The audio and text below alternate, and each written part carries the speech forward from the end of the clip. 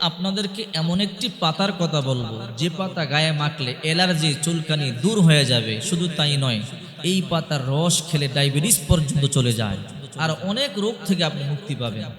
এই পাতাটির নাম হলো বরুই পাতা। এই বরুই পাতা কিভাবে ব্যবহার করবেন সেটা আমি বলে দিব।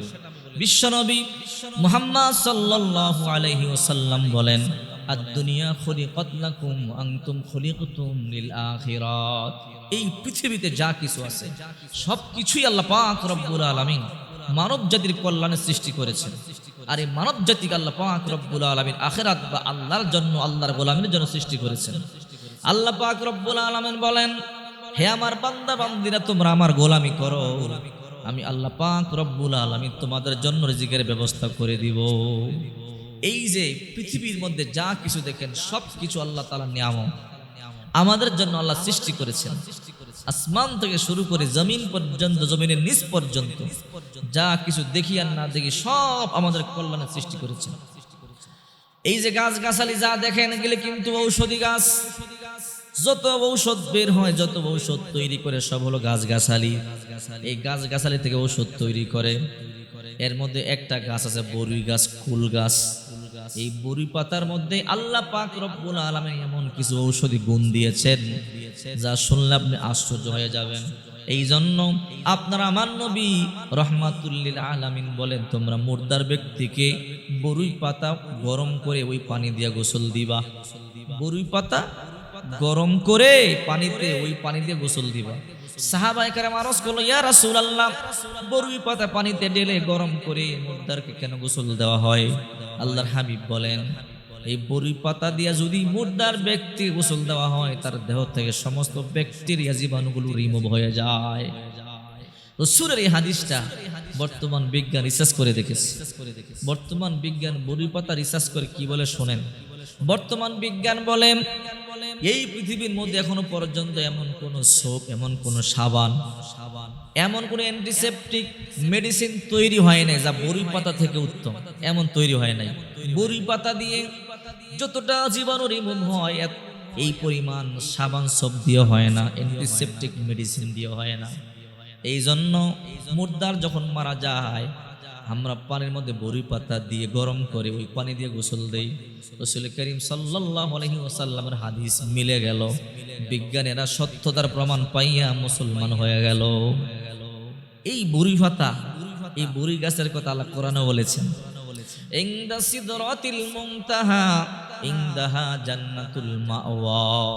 সপ্তম আকাশে, সপ্তম আকাশ থেকে উপরে একটা বরুই গাছ আছে। সিদরাতুন মানে বরুই গাছ, মুনতাহা শেষ সীমানা। ওখানে আল্লাহ তাআলা জান্নাত বানায় রাখছেন, জিবরাইলের শেষ সীমানা। জিবরাইল ওই পর্যন্ত যাইতে পারে, আর উপরে যাইতে পারে না।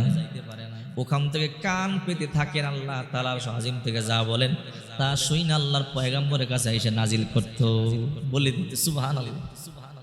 সিদরাতুল মুনতাহা, এই বরুই গাছের কথা কোরআনেও আছে। তবে ওই বরুই গাছটা দুনিয়ার বরুই গাছের মতো না। রাসূল বলেন, এক একটা পাতা বিশাল বড়, আর এক একটা বরুই মটকার মতো। সুবহানাল্লাহ। এক একটা বরুই মটকার মতো। তো বলছিলাম, এই বরুই পাতা কেমনে ব্যবহার করবেন? প্রতিদিন সকালবেলা অল্প কিছু বরুই পাতা নিয়ে, ছোট ছোট কুড়ি পাতা নিয়ে এগুলোকে ব্লেন্ড করে রস বানিয়ে খাবেন। ইনশাআল্লাহ অল্প দিনের মধ্যে অ্যালার্জি চলে যাবে, অল্প দিনের মধ্যে চুলকানি চলে যাবে, অল্প দিনের মধ্যে ডায়াবেটিস চলে যাবে। আর যদি আপনি বরুই পাতাকে ব্লেন্ড করে চেহারার মধ্যে মাখেন, চেহারা সুন্দর হয়ে যাবে, চেহারা ফর্সা হবে। এই বরুই পাতার মধ্যে অনেক গুণাগুণ আছে। বিশ্বনবী মুহাম্মদুর রাসূলুল্লাহ সাল্লাল্লাহু আলাইহি ওয়াসাল্লাম বলেন, হে উম্মতেরা, আল্লাহ পাকের নিয়ামতগুলো তোমরা দেখো এবং নিয়ামত নিয়ে গবেষণা করো। এই নিয়ামতের মধ্যে আল্লাহ তাআলা এই সৃষ্টি জগতের মধ্যে এমন কিছু জিনিস দিয়েছেন যা তোমরা কল্পনাও করতে পারবা না। যার জ্ঞান যেমন আছে সে তেমনি রিসার্চ করে করে বের করতেছে।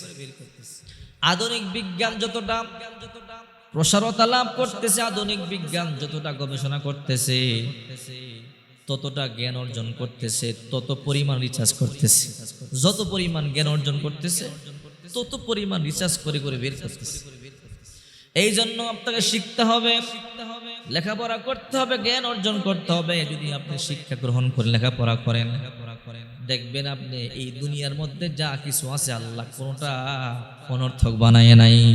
রব্বানা মা খলাকতা হাযা বাতিলান সুবহানাকা ওয়া কিনা আযাবান্নার।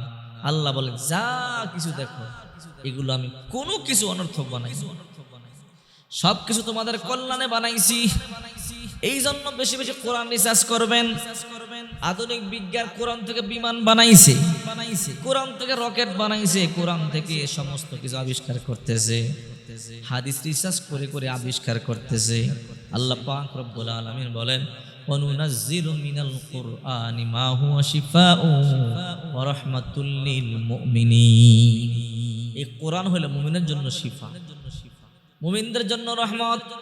এই কোরআন যত বেশি রিসার্চ করবেন তত বেশি কল্যাণকর বস্তু পাবেন।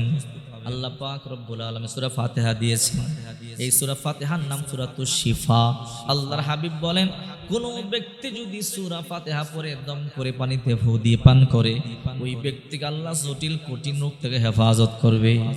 এই কোরআন পড়বেন, রিসার্চ করবেন, তাহলে দেখবেন আল্লাহ পাক রব্বুল আলামিন সমস্ত জটিলতা থেকে, বিপদ থেকে, দুশ্চিন্তা, টেনশন থেকে আপনাকে আল্লাহ হেফাজত করবে।